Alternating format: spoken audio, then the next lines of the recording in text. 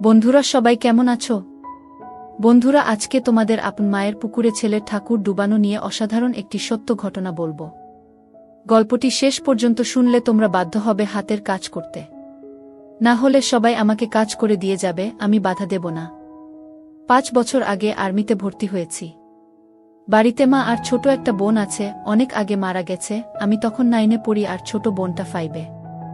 তখন থেকে মা নিজে সংগ্রাম করে সংসার চালিয়েছে, ঘরে বসে সেলাই মেশিন দিয়ে মানুষের কাপড় বানিয়ে বানিয়ে আমাদের ভরণ পোষণ করেছে।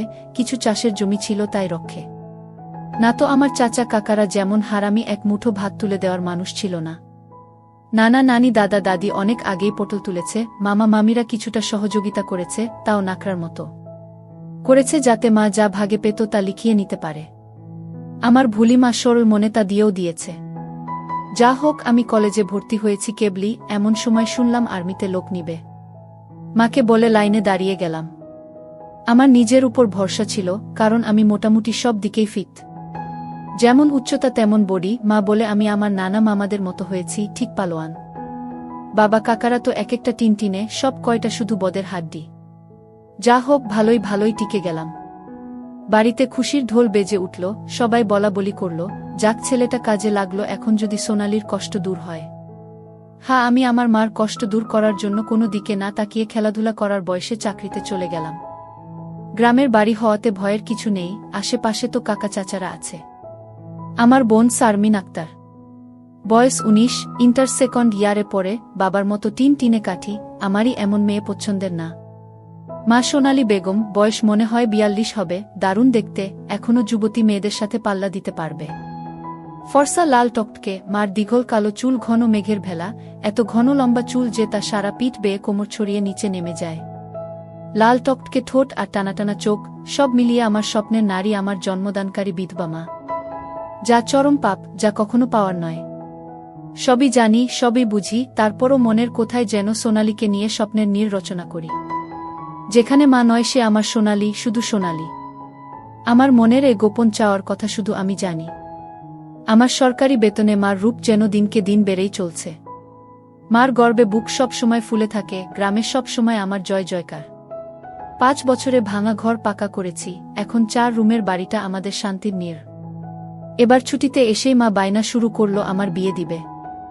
যদিও এটা অনেক আগে থেকেই চলছে, আমি শুধু বারবার এড়িয়ে যাচ্ছি। আজ এ নিয়ে মার সাথে মুখ কালাকালি হয়ে গেল।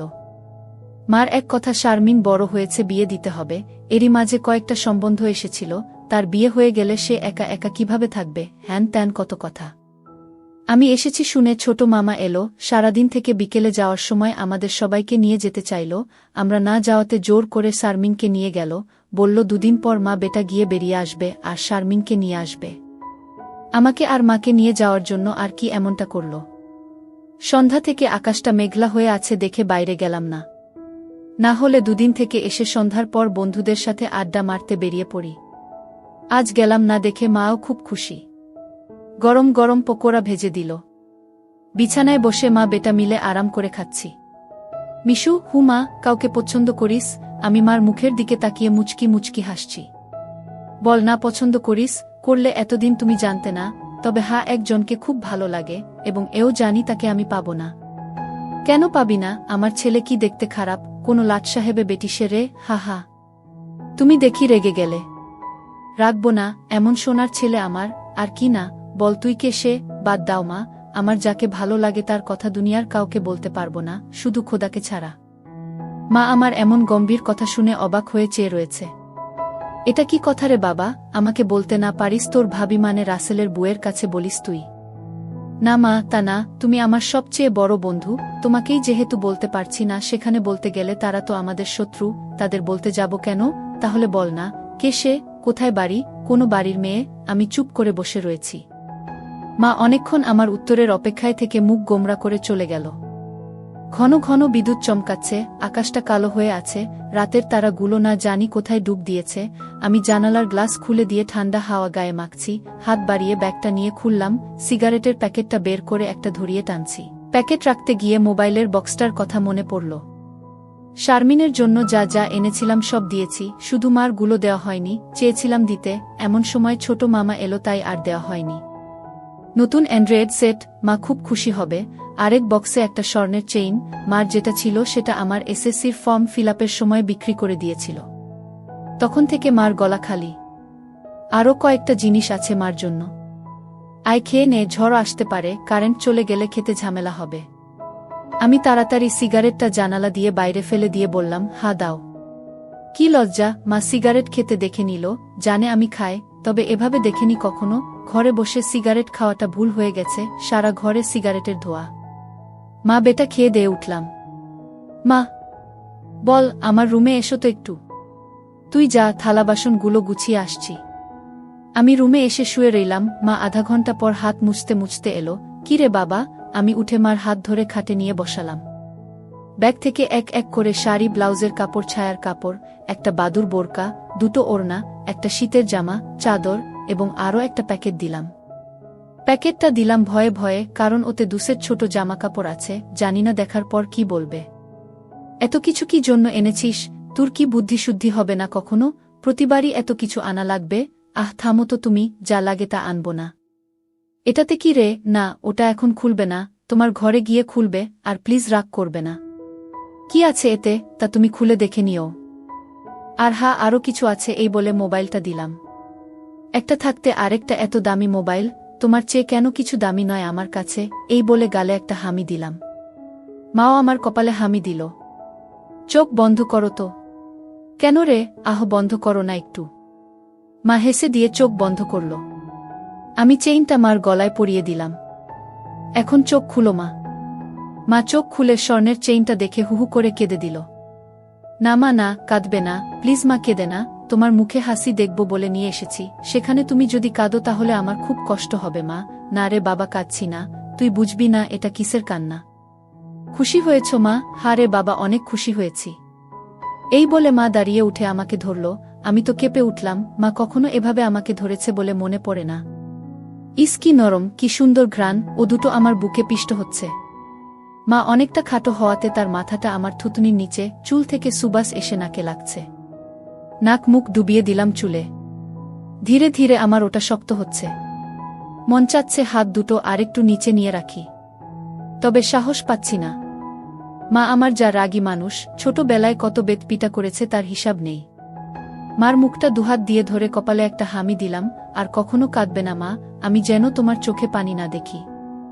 আচ্ছা বাবা, আর কাঁদব না। তো যাও, লাল তাঁতের শাড়িটা পরে দেখাও তো, দেখি কেমন লাগে আমার মাকে। যা পাগল, আমি বিধবা মেয়ে লোক, এমন লাল টকটকে শাড়ি পরলে মানুষে কি বলবে? কে কি বলল তাতে তোমার কি যায় আসে?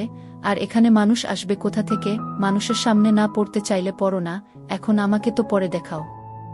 আমার খুব মন চাইছে সাজুগুজু করে কেমন লাগে দেখতে। তাই আমার বাবা এনেছে, আর আমি পরব না তা কি হয়? তবে মানুষের সামনে কখনো পড়তে বলিস না রে। ঠিক আছে মা, আমি শুধু আমার সুন্দরী মাকে দুচোখ ভরে দেখতে পেলেই হলো। যা দুষ্টু, মাকে কেউ সুন্দরী বলে? হা হা, তাই? তাহলে কি বলবো গো? হিহি, তুই জানিস কি বলবি। বেয়াদবি নিও না, প্যাকেটে যা আছে তাও পড়ো। কি আছে রে এতে? যাও খুলে দেখো। মা চলে গেল। আমি পিছন থেকে দেখে মুগ্ধ হয়ে গেলাম। এ মহিলার কি কখনো যৌবনে ভাটা পড়বে না? প্রায় 15 মিনিট পরে মা এলো। অসম্ভব, এ কাকে দেখছি আমি? এতদিন এক পেরে শাড়িতে যে মাকে দেখেছি তার সাথে এ মহিলার কেন মিল নেয়? কি সুন্দর, অতুলনীয়, গর্জিয়াস, মার্ভেলাস, যতই উপমা দিই না কেন কম পড়ে যাবে। মা দরজার কাছে দাঁড়িয়ে আছে, আমি বিছানার পাশে হা করে দাঁড়িয়ে আছি। মা ভীষণ মায়াবী করে হেসে চোখের ভ্রুর উঠানামা করে জানতে চাইলে, কি কেমন? আমি ধীরে ধীরে মার সামনে গিয়ে দাঁড়ালাম। কি রে, কেমন হয়েছে? দারুণ মা, খুব সুন্দর, মনে হচ্ছে অ্যাঞ্জেল। যা দুষ্টু, মাকে এমন কমপ্লিমেন্ট দিতে হয়? আমার 10 পাস মা যে এমন কথাও বলতে পারে জানা ছিল না। সরি মা বলে হাত ধরে বিছানায় নিয়ে বসালাম।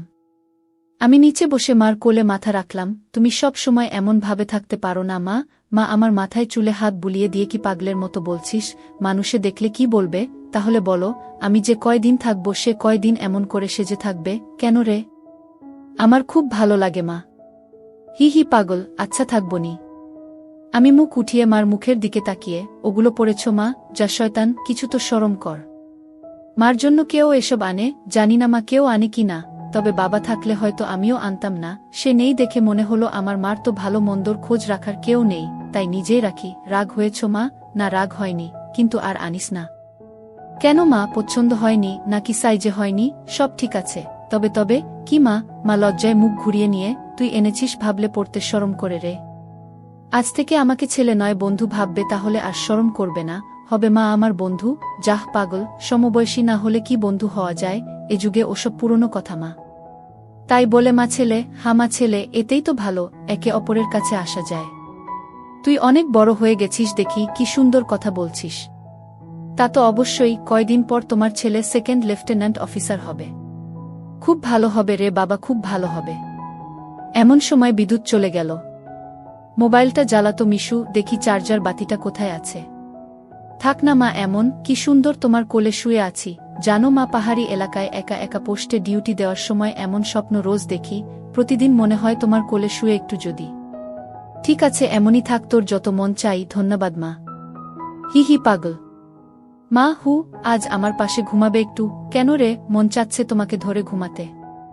ঠিক আছে, যা সদর দরজাটা বন্ধ করে ঘরগুলোতে ছিটকানি লাগিয়ে আয়। আমি উঠে লাফাতে লাফাতে চলে গেলাম। আজ আমার খুশি ধরে না, কিছু হলে হতেও পারে। এক জগ পানি নিয়ে এলাম সাথে করে। এসে দেখি মা শুয়ে পড়েছে। টেবিলে জগটা রেখে খাটের পাশে দাঁড়ালাম। মা দেয়ালের দিকে সরে গিয়ে আমাকে জায়গা করে দিল। বজ্রপাতের আলোতে মার মুখটা মায়াবী মায়াবী লাগছে। খোলা জানালার হিম বাতাসে আমার মনে ঝড় তুলছে। জানি না মার মনে কি চলছে। মনে হচ্ছে মা তার স্বামীকে পাশে শোয়ার জন্য জায়গা করে দিল। মা নতুন বউ, আমি তার স্বামী। দাঁড়িয়ে রইলি যে, শুবি না? হাসুই। মার পাশে শুয়ে পড়লাম, দুজনে মুখোমুখি। আধো অন্ধকারে দুজনে দুজনার দিকে চেয়ে আছি। ঘুমাবি না? তুমি ঘুমাও, আমার ঘুম এত তাড়াতাড়ি আসে না। তাই আয় কাছে আয়, মাথায় হাত বুলিয়ে দিচ্ছি। আমাকে আর পাই কে? একেবারে মার বুকের কাছে বুক নিয়ে গেলাম, তবে কোমরটা দূরে রাখলাম। মা একটা হাত সাইডে লম্বা করে দিল, এখানে মাথা রাখ। মা তার হাতের উপর মাথা রাখতে বলছে। আমি সহজ মনে তাই করলাম। নাকটা মার বগল থেকে ৩-৪ ইঞ্চি দূরে। ভালোমতো দেখতে না পেলেও বুঝতে পারছি যে এর বেশি দূরে নয়, কারণ ঘামের ঘ্রাণ পাচ্ছি। ইস, মার বগলের ঘ্রাণেই তো আমার শরীর আনচান আনচান করছে। মার বাম হাতের উপর শুয়ে আছি। মা ডান হাত দিয়ে মাথায় হাত বুলিয়ে দিচ্ছে, এতে করে আঁচল উঁচু হচ্ছে। আর যখনই বিদ্যুৎ চমকাচ্ছে তখনই ওগুলো দেখতে পাচ্ছি। নিজেকে কন্ট্রোল করা মুশকিল হয়ে পড়ছে। মিশু, হু, কাকে পছন্দ করিস বললি না তো? শুনলে রাগ করবে মা, তাই বলা যাবে না। কেন কেন, এমন কাকে তোর মনে ধরেছে যে শুনলে রাগ করব? বাদ দাও না মা, নিজেকে তোমার কাছে ছোট করতে চাই না, চাই না তোমার মনে কষ্ট দিতে। তোর কথার তো আগা মাথা কিছুই বুঝছি না। নাইবা বুঝলে মা, হু। তোমাকে একটু ধরি। মা হি হি করে হেসে, ধর। কি সুন্দর ঘ্রাণ গো মা তোমার। যা শয়তান। আমি মার এমন আশকারা দেওয়া কথায় সাহস পেয়ে তাকে চিৎ করে দিলাম। মন চাচ্ছে কোমরাটা উপর তুলে দিতে। মুখটা উঁচু করে হামি দিয়ে বললাম, আমি তোমাকে খুব ভালোবাসি মা। মা আমার মুখটা দুহাত দিয়ে ধরে, আমিও তোকে খুব ভালোবাসি রে সোনা। আমার ভালোবাসাটা অন্যরকম মা। কেমন রে? মা ছাড়া আরো অনেক কিছু। কেমন? শুনলে রাগ করবে না তো? আহ বল না, এত পেঁচাচ্ছিস কেন?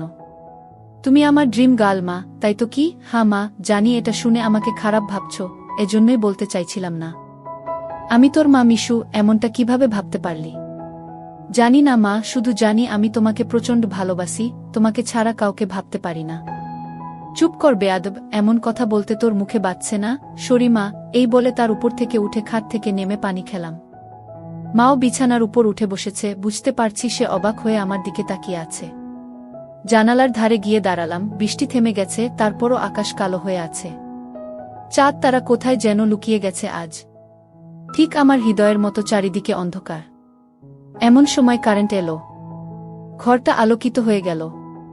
আমি জানালাটা লাগিয়ে দিলাম, পর্দা ঝুলিয়ে দিয়ে ঘুরে দাঁড়ালাম। মা বিছানার উপর হাঁটুতে মাথা দিয়ে নির্বাক বসে আছে।